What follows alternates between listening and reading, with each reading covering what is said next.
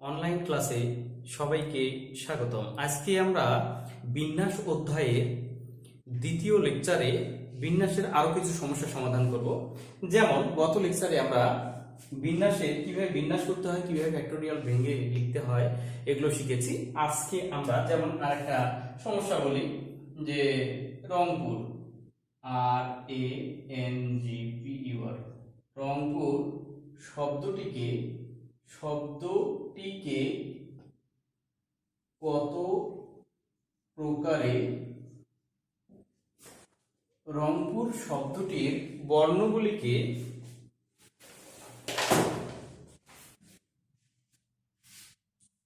রংপুর শব্দটির বর্ণগুলিকে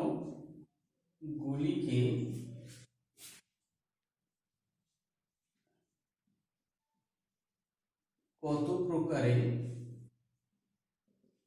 প্রকারে সাজানো যায়।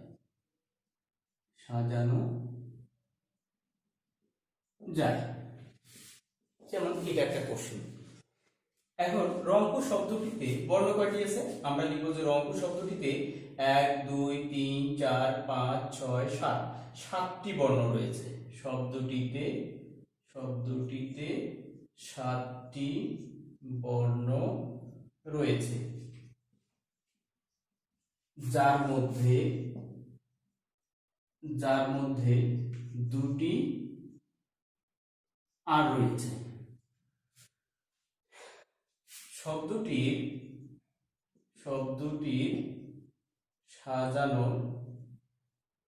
সাজানোর উপায় ফ্যাক্টোরিয়াল 7 ডিভাইডেড বাই ফ্যাক্টোরিয়াল 2। তার মানে কি, আমরা গত ক্লাসে যা করছিলাম যে বর্ণটা ডাবল বা দুইবার থাকবে সেটা দিয়ে আমরা ভাগ করে দিব। এখন এটাকে ভাঙানোর প্রসেসটা হচ্ছে 7 6 5 4 3 2 1 ডিভাইডেড বাই 2:1। তাহলে আমরা ঠিক এভাবে বর্ণটিকে সাজাতে পারি। এখন যদি এখানে আমি আরেকটি, যেমন এখানে যে 2টি আর আছে, বর্ণগুলিকে কত প্রকারে সাজানো যায়,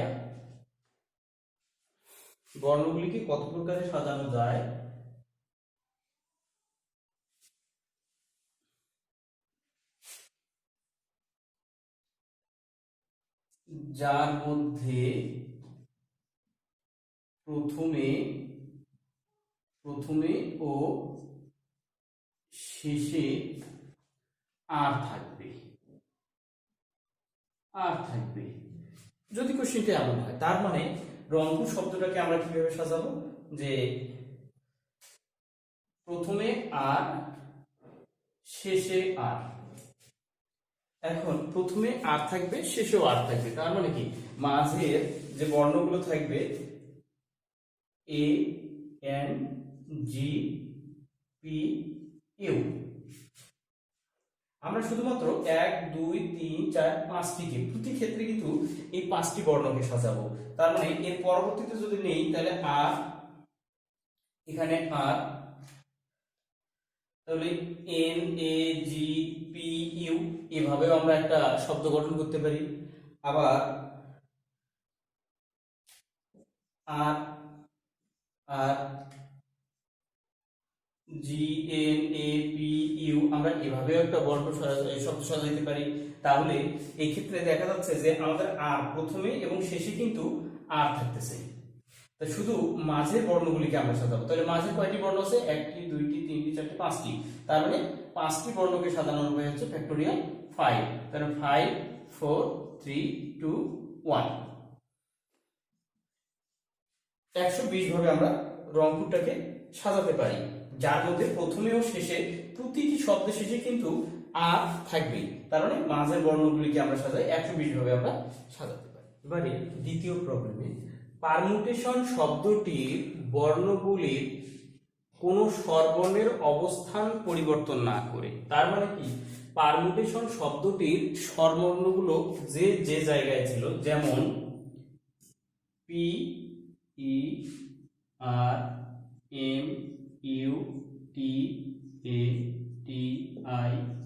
PERMUTATION, পারমুটেশন, পারমুটেশনের স্বরবর্ণগুলির অবস্থান পরিবর্তন হবে না, তার মানে ই ই ইউ এ আই ও এই বর্ণগুলির কোনো অবস্থান পরিবর্তন হবে না।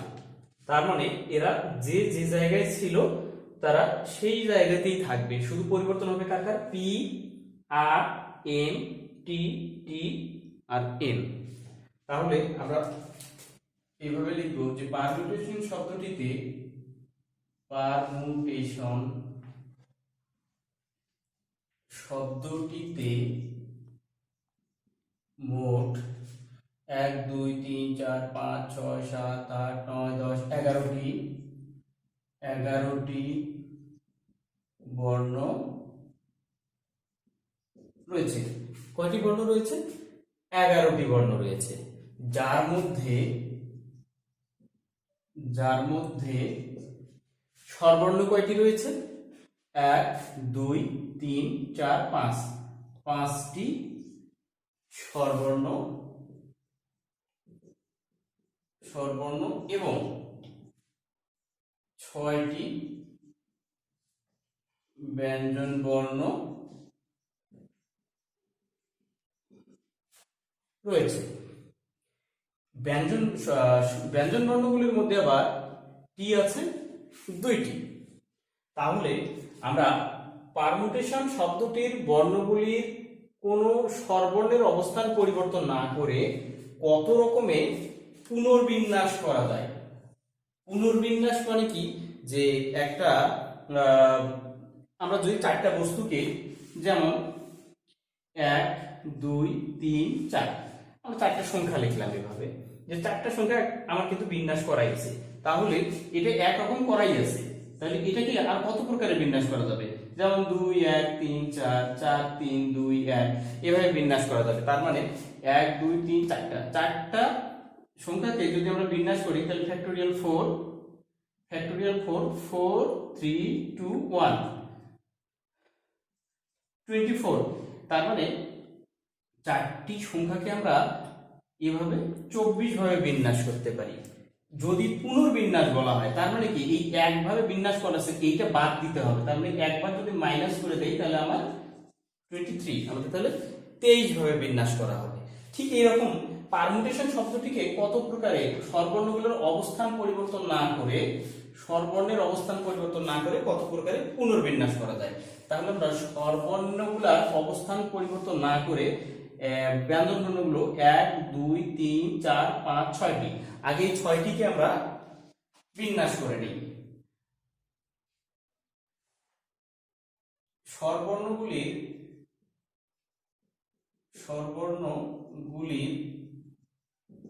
অবস্থান পরিবর্তন না করে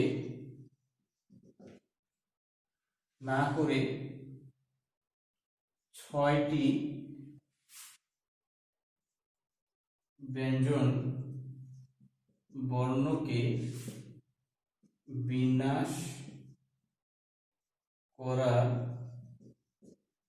উপায়, তাহলে ফ্যাক্টোরিয়াল 6 ডিভাইডেড বাই ফ্যাক্টোরিয়াল 2, যেহেতু আমাদের 2টা টি আছে ব্যঞ্জন বর্ণের মধ্যে, তাহলে 6 5 4 3 2 1 ডিভাইডেড বাই 2 into 1।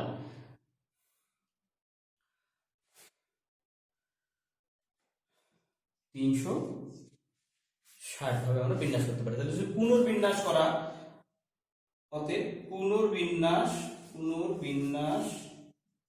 করার উপায়, তাহলে আমরা ঠিক 1 মাইনাস করে দেব, তাহলে 3 5 9 এত ভাবে বিন্যাস করা যাবে।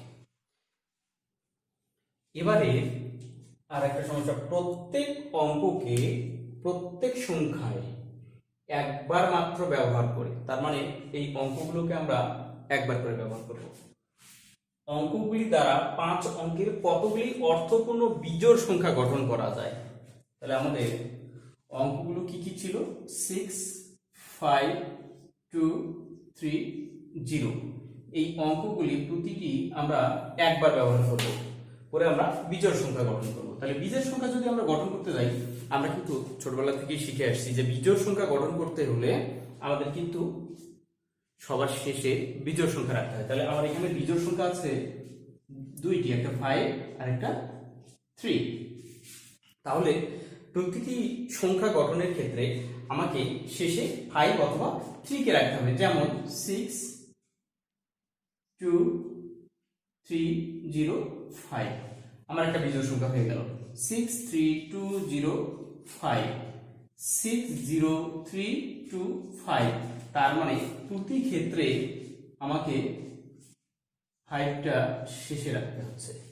তাহলে এইভাবে আমরা বিজোড় সংখ্যা গঠন করতে পারি। কিন্তু ঠিক অনুরূপভাবে আমি যদি লাস্টে আমরা 3 রাখি, এভাবে 3 রেখেও কিন্তু বিজোড় সংখ্যা গঠন করা যাবে। তার মানে আমাদের প্রতি ক্ষেত্রে বিজোড় সংখ্যা সবার শেষে রাখতে হবে। আমরা এই অঙ্কগুলি থেকে যেহেতু আমাদের দুইটা বিজোড় সংখ্যা আছে, আমরা এবার 5 শেষে রেখে যতগুলো সংখ্যা গঠন করা যায় সেগুলো বের করব, আবার 3 কে শেষে রেখে যতগুলো সংখ্যা গঠন করা যায় সেটাও বের করব। তাহলে আমরা এভাবে লিখব যে বিজোড় সংখ্যা গঠন করতে হলে বিজোড় সংখ্যা গঠন করতে হলে অবশ্যই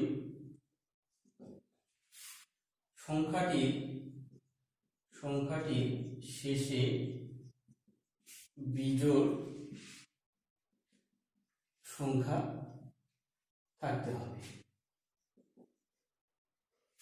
5 কে শেষে রেখে বিজোড় সংখ্যা গঠন করার উপায়।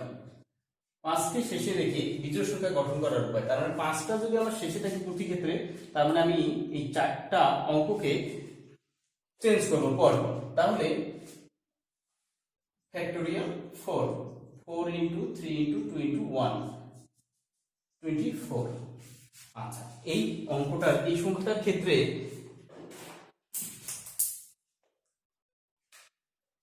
5 কে যদি আমি শেষে রাখি কিন্তু শূন্যটা যদি আমার প্রথমে থাকে 6 2 3 5, আমার কিন্তু এই ক্ষেত্রেও বিজোড় সংখ্যা হবে। কিন্তু প্রথমে যদি আমার শূন্য বসানো থাকে, আমরা যদি প্রথমে শূন্য বসাই, তাহলে আমাদের শেষে যদি 5 থাকে তাহলে আমার 3টা আমাদের অঙ্ক থাকে। তার মানে এই ক্ষেত্রে কিন্তু আমাদের বলছে যে 5 অঙ্ক বিশিষ্ট 5 অঙ্কের কতগুলি অর্থপূর্ণ সংখ্যা থাকবে। যদি আমরা শূন্য প্রথমে বসাই তাহলে আমার কিন্তু অর্থপূর্ণ 5 অঙ্ক বিশিষ্ট সংখ্যা হয় না, হয় হচ্ছে 4 অঙ্ক বিশিষ্ট, 1 2 3 4 অঙ্ক বিশিষ্ট। তাহলে শূন্যকে প্রথমে রেখে এবং 5 কে শেষে রেখে আমাদের আরো 3টা অঙ্ককে এভাবে কতগুলো সংখ্যা বানানো যাবে। তাহলে শূন্যকে প্রথমে রেখে এবং 5 কে শেষে রেখে বিজোড় সংখ্যা গঠন করার উপায়। বিজোড় সংখ্যা গঠন করার উপায়। তাহলে শূন্য প্রথমে শেষে 5, তাহলে থাকলো 3টা, তাহলে 3 ফ্যাক্টোরিয়াল 3 2 1 6। তার মানে এই 6টা সংখ্যার ক্ষেত্রে 5 অঙ্ক বিশিষ্ট অর্থপূর্ণ হবে না, সেটা হবে 4 অঙ্ক বিশিষ্ট। তাহলে এই 6টি সংখ্যাকে আমরা বাদ দিয়ে দিব। অতএব 5 কে শেষে রেখে 5 অঙ্ক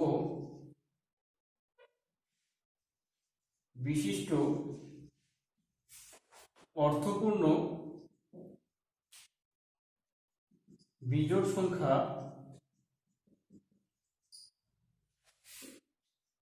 গঠন করার উপায়। 24টি পেয়েছি আমরা, মাইনাস 6টা, তাহলে হলো 18টি, এতটি। ঠিক অনুরূপভাবে যদি আমরা 3 কে শেষে রাখি,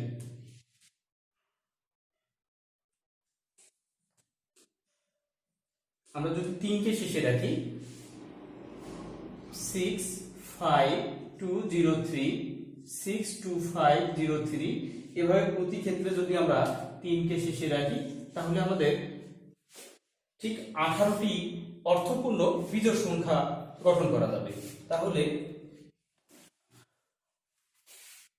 অনুরূপভাবে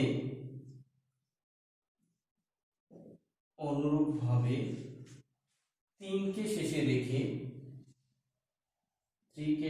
রেখে 5 অঙ্ক বিশিষ্ট অর্থপূর্ণ বিজোড় সংখ্যা গঠন করার উপায় 18।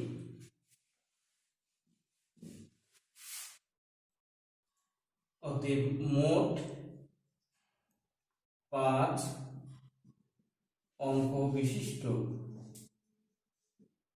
অর্থপূর্ণ বিজোড় সংখ্যা গঠন করার উপায় 18 + 18 36।